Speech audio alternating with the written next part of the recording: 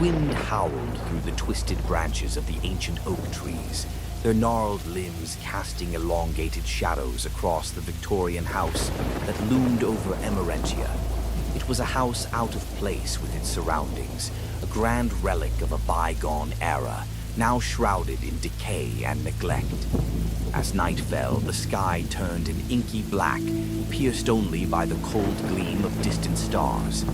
Inside the house, where the echoes of the past seemed to linger like cobwebs in the corners, Coco Wainwright was alone. Coco moved through the dimly lit kitchen, her silhouette framed by the flickering light of an old-fashioned gas lamp. The smell of simmering stew filled the air, mingling with the mustiness of the house. She had spent the day unpacking dusty boxes and trying to make the house feel a bit less like a mausoleum. The familiar hum of the fridge was the only sound breaking the silence, until it was interrupted by a voice. Coco. The voice was unmistakable, yet impossible. It was a whisper, soft and insistent, but it carried a familiar timbre that made Coco's blood run cold. She froze, her hand mid-air as she stirred the pot on the stove. The voice was so clear, so hauntingly similar to her sister Elise's voice, who had vanished without a trace 5 years ago. Her heart pounded in her chest as she turned slowly, peering into the living room. The shadows danced eerily on the walls, and the house seemed to groan under the weight of its own age. "Elise," she called out, her voice trembling despite her efforts to sound steady. There was no response, only the soft crackling of the fire in the hearth and the distant sound of the wind. Taking a deep breath, Coco set down the spoon and walked cautiously toward the living room. The sound of her footsteps was swallowed by the oppressive silence that enveloped the house. Her eyes scanned the room, landing on the old grandfather clock that stood in the corner, its pendulum swinging rhythmically, but its tick-tock muffled by the house's dense atmosphere. A chill ran down her spine as she noticed something peculiar. The piano, which she had left untouched earlier in the day, now had a single key depressively down, as if someone had played it recently. Coco's fingers brushed over the keys, and the faint, melancholic notes that escaped seemed almost to sigh with forgotten sorrow. "Coco!" This time, the voice was louder, more desperate. Coco's breath hitched. She turned toward the source, a small door leading to the basement. The house was full of secrets. She knew that from the moment she had stepped through the front door. Now, it seemed, those secrets were beginning to surface. Coco descended the stairs to the basement, her flashlight cutting through the darkness like a knife. The air grew colder with each step, and the scent of mildew grew stronger. The basement was a labyrinth of old furniture and forgotten memories. As she wandered among the dusty relics, her flashlight beam fell upon a set of old reel-to-reel tapes stacked in a corner, covered in grime but still intact. Curiosity overcoming her fear, Coco took the tapes and returned to the kitchen. She set up an old reel-to-reel player she had found in the attic and began to play the first tape. The sound of crackling static filled the room, followed by a distorted voice. "Coco, help me." Her pulse quickened. The voice was unmistakably Elise's, but it was fragmented and broken, as if being distorted by some unknown force. The recording continued with eerie, disjointed sounds, snippets of conversations that seemed to come from nowhere and everywhere at once. The final message was the most chilling. "They are watching. Beware the shadows. Find the truth." Coco's hands trembled as she rewound the tape, her mind racing with fear and confusion. Who had left these recordings? And why were they warning her about shadows and truth? Her thoughts were interrupted by a loud creak from upstairs. A cold sweat broke out on her forehead. The house seemed to be alive, and the shadows seemed to move with a will of their own. With renewed determination, Coco decided to investigate further. She grabbed a flashlight and made her way back to the basement, where the darkness seemed to stretch endlessly. In the basement, hidden behind a wall of old books and furniture, Coco discovered a small, concealed door. She she had never noticed it before. With a deep breath, she pushed it open, revealing a narrow passage that led to a small, dusty room. Inside, she found more tapes, old photographs, and a journal belonging to Elise. As she flipped through the journal, Coco's eyes widened in horror. The entries detailed Elise's growing paranoia and fear of something she couldn't quite explain. There were mentions of the Watcher, a shadowy figure that had haunted Elise, whispering dark promises and threats. The journal ended abruptly with a final entry that read, "They are coming for me. Coco, you must understand the truth before it's too late." Fear and determination gripped Coco as she pieced together the clues. The malevolent entity that Elise had been trying to escape was still here, watching, waiting. The house was a trap, and Coco was its next victim. She knew she had to act quickly. With the knowledge she had gathered, she planned to confront the entity, uncover the full truth, and find a way to escape the clutches of the house before it was too late. But as she prepared to leave, a final, chilling realization dawned on her. The voice she had been hearing wasn't just a warning. It was a lure, a way for the Watcher to draw her deeper into its grasp. The house, with its dark secrets and malevolent presence, was far from finished with her. The echoing whispers continued to follow her as she made her way through the house, each step echoing with the haunting promise of what was yet to come. The battle for her sanity and survival had only just begun. The next morning, Coco awoke with a sense of dread that seemed to seep into her bones. She had barely slept, haunted by the fragmented voices and cryptic messages from the tapes. Determined to find answers, she started her day by searching through the remaining boxes of her sister's belongings, hoping to find more clues about the Watcher. As she sifted through old letters and personal items, Coco stumbled upon a photograph of Elise standing with a group of friends. The group was smiling, but there was something unsettling about their eyes, an emptiness that seemed to reach out from the picture. Among the faces was a man she didn't recognize, his gaze piercing and unsettling. The back of the photograph was inscribed with a single word, Watcher. Her pulse quickened as she realized the man in the photograph might be connected to the entity haunting her. She took the photo and set it aside, determined to learn more about him. Coco decided to visit the local library to dig into the town's history. Emerentia, with its quaint streets and sleepy atmosphere, held many secrets beneath its calm surface. The library, an old brick building with ivy creeping up its walls, seemed like the perfect place to uncover hidden truths. Inside, Coco met with the librarian, Mrs. Hargrove, an elderly woman with sharp eyes and a knowing smile. Mrs. Hargrove seemed to sense Coco's distress and offered her assistance with the town's archives. As Coco delved into old newspapers and historical records, she discovered a series of articles about the Marston family, who had once lived in her house. The articles detailed mysterious disappearances and strange occurrences surrounding the family, with a particular focus on their youngest daughter, Eliza Marston. Eliza had vanished under mysterious circumstances, and rumors swirled about a shadowy figure seen near the estate. The more Coco read, the clearer the connection became. The Watcher was not a new entity. It had been tormenting families in Emerentia for generations. The house was a focal point for its malevolent influence, drawing in those who lived there and feeding off their fear and despair. Mrs. Hargrove approached Coco with a solemn expression. "You're looking into some dark history, my dear. The house you live in. It has a way of getting into people's heads. Be careful." Coco thanked Mrs. Hargrove and returned to the house, feeling a sense of foreboding. The more she uncovered, the more she realized that the Watcher's influence was deeply rooted in the town's history.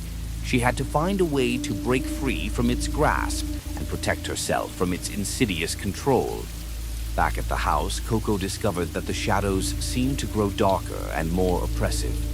The whispers had become more frequent, and the air was thick with an unsettling energy. She knew that the Watcher was growing stronger, and she needed to act quickly to unravel the mystery and find a way to escape.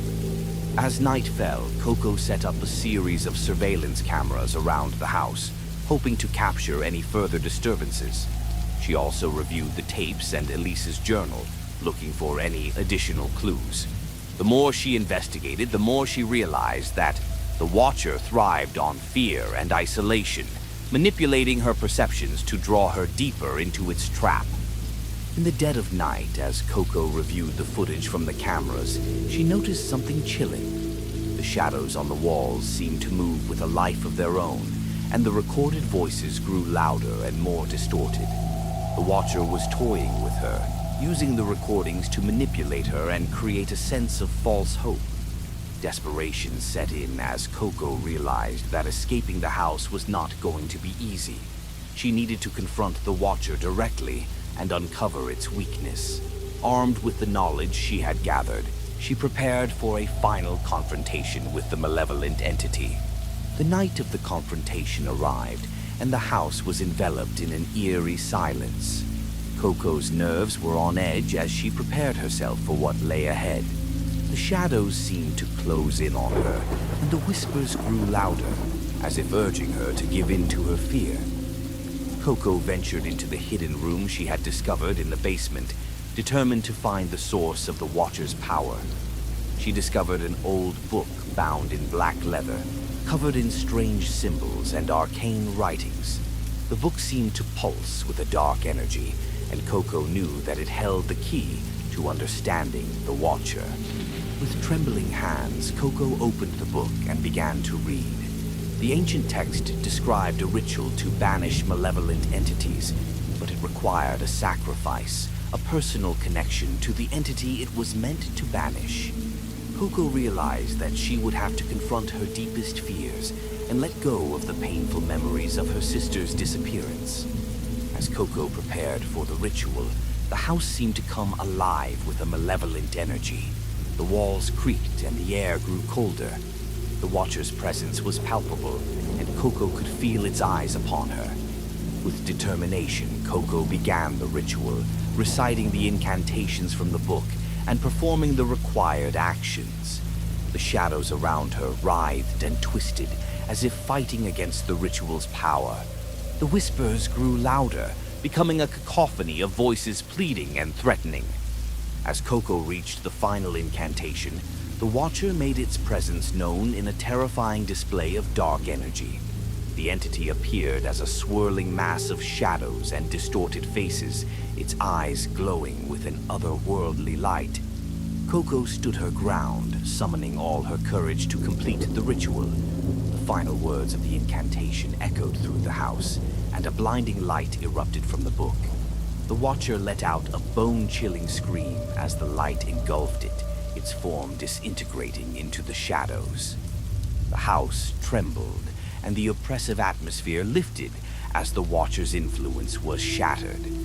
With the entity vanquished, the house fell into a profound silence.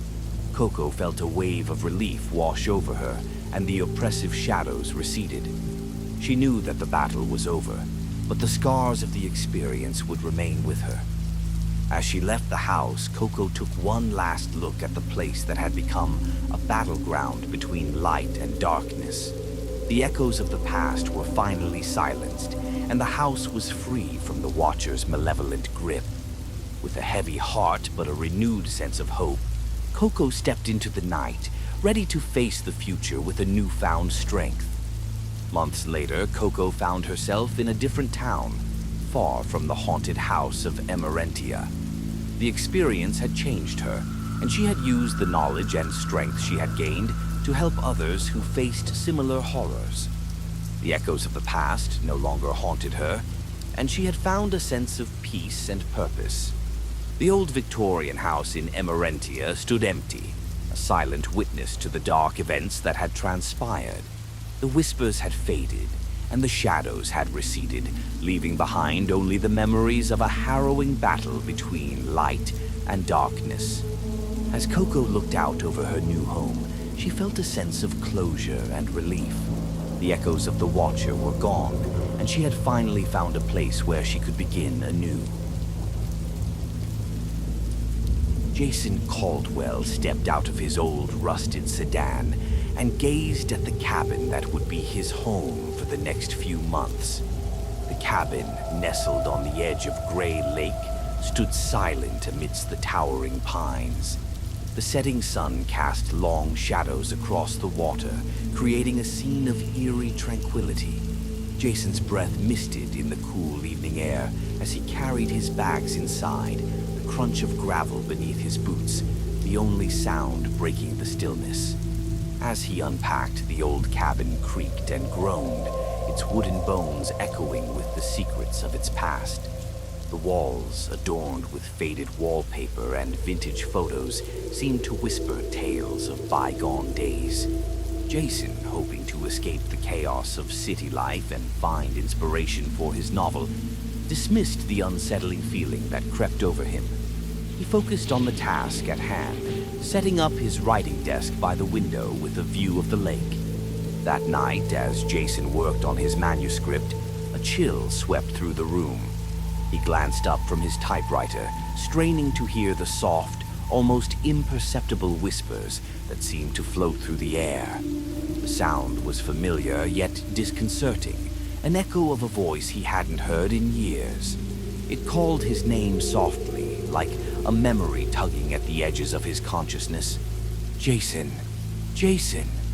The voice was unmistakable. It was Tom's voice. The following day, Jason decided to explore the area around the lake, hoping to clear his mind and perhaps gain some insight for his writing. The forest surrounding the cabin was dense and impenetrable, with twisted trees and tangled undergrowth. As he ventured deeper into the woods, the whispers seemed to follow him, growing louder and more insistent. Near the edge of the lake, Jason stumbled upon a small, overgrown path leading to an old boathouse. The structure was dilapidated, its roof sagging and walls covered in moss. Curiosity piqued. Jason entered the boathouse, where he discovered an old, dusty diary hidden beneath a pile of decaying fishing gear. The diary, bound in weathered leather, belonged to Samuel Gray, a fisherman who had vanished years ago. The diary contained cryptic entries about strange occurrences and growing paranoia, with references to whispers and shadows moving in the lake's depths. Jason also found news clippings detailing a series of disappearances linked to Gray Lake, all occurring under mysterious and unexplained circumstances. As Jason delved into the diary, the whispers grew louder, forming disjointed sentences that seemed to urge him to uncover the truth. The weight of the diary in his hands felt heavy, as if it held the burden of untold secrets. That night, Jason's sleep was disturbed by the sound of scratching at the cabin's windows. The whispers, now an unnerving chorus, filled the air with an ominous resonance. Unable to ignore the mounting fear, Jason decided to investigate the source of the disturbances. He ventured out into the darkness, armed with a flashlight and a sense of dread. The forest seemed to close in around him, the trees casting long, ghostly shadows in the beam of his light. The whispers guided him to a hidden grove where the trees formed a natural circle around a stone altar. On the altar, Jason found an old photograph of himself and Tom, taken years ago. The photo was smeared with dark stains, and the edges were charred. Next to it was a fresh pile of earth, as if something had recently been buried there. The realization that the whispers were leading him to something deeply personal and horrifying hit Jason with a wave of terror. Jason's fear reached its peak as he returned to the cabin, where the whispers seemed to converge into a single, haunting voice. The air was thick with an oppressive energy, and the shadows in the corners of the room seemed to pulse with a malevolent life of their own.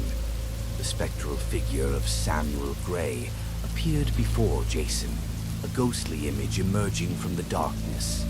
Samuel's face was twisted with anguish, and his eyes glowed with an otherworldly light. The Whisperer spoke in a voice that combined the whispers of the lake with the echoes of Jason's own memories. "You should have stayed away, Jason.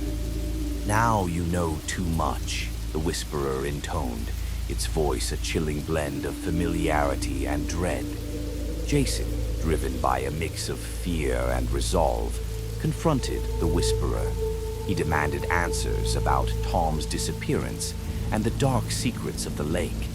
The ghostly figure revealed that the lake had become a conduit for restless spirits, and that Samuel Gray's own death had been a result of a malevolent pact with forces beyond comprehension. The Whisperer's presence grew more intense, its form fluctuating between spectral and corporeal as it tried to draw Jason into the depths of the lake. Jason fought against the pull, using the diary's information to unravel the malevolent entity's hold over him. The whispers became a cacophony of anguished voices as Jason pieced together the ritual necessary to banish the Whisperer. With the knowledge from Samuel Gray's diary, Jason performed the ritual to cleanse the lake and banish the Whisperer. The ritual involved confronting the deepest fears and memories connected to the lake's dark history.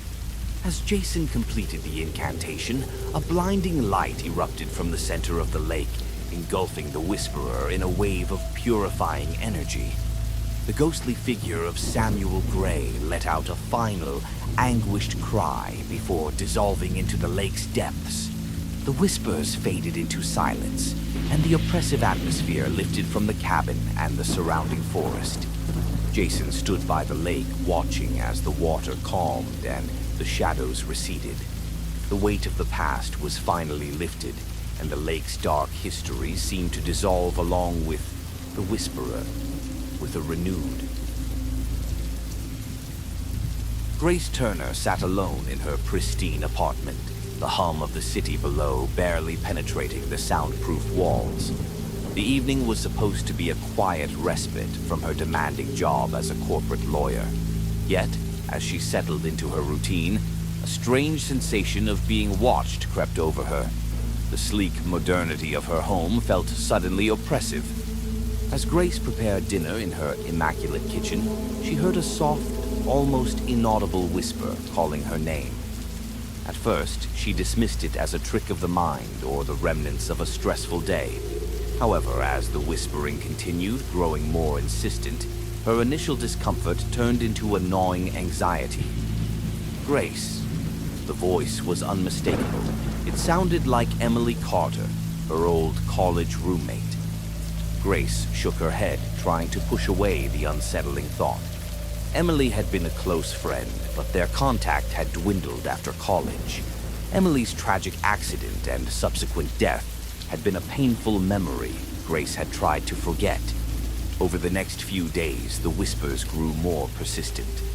They came in the dead of night, echoing through the empty apartment as Grace lay in bed, struggling to sleep.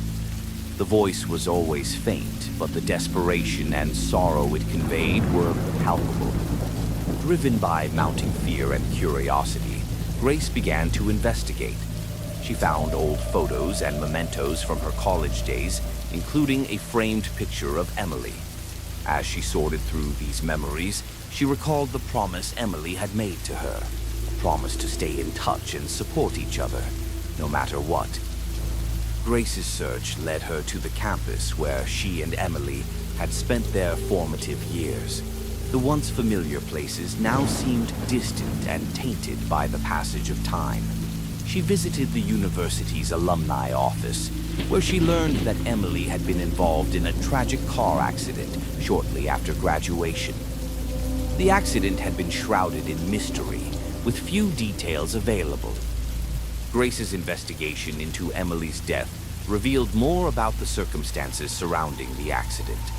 She discovered that Emily had been working on a personal project, a novel she had hoped to complete. The project was never finished, and Grace wondered if this was the unfulfilled promise that now haunted her. As Grace continued to delve into Emily's past, she encountered unsettling occurrences, objects moving on their own, shadows flitting past her peripheral vision.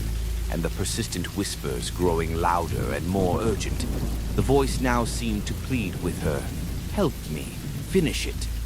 Grace's fear intensified as she realized that Emily's ghost was not merely seeking attention, but was trying to convey a message. The promise Emily had made and the unfinished work she had left behind were somehow tied to the supernatural occurrences Grace was experiencing. One night, as Grace sat at her desk, attempting to piece together Emily's unfinished novel from the fragments she had found, the apartment grew eerily cold. The whispers crescendoed into a cacophony of voices, and Emily's ghostly figure appeared before Grace, her eyes filled with anguish. "Grace, I need you to complete it," Emily's ghost implored, her voice a mix of sadness and desperation. "There's a reason, a message that must be told." The revelation was both chilling and enlightening. Grace realized that the novel Emily had been working on contained hidden messages and clues related to her accident and the circumstances of her death. The ghostly presence was a manifestation of Emily's unresolved need to see her work completed and her story told. Grace, now fully immersed in the mystery, worked tirelessly to complete Emily's novel, piecing together the fragmented manuscript with a mix of trepidation and determination. As she neared the end, the whispers grew fainter and the ghostly apparitions less frequent. In the final pages of the novel, Grace uncovered a chilling truth about the accident. Emily had been deliberately silenced to cover up a scandal involving influential figures. The novel's completion would expose the truth and bring justice to Emily's memory.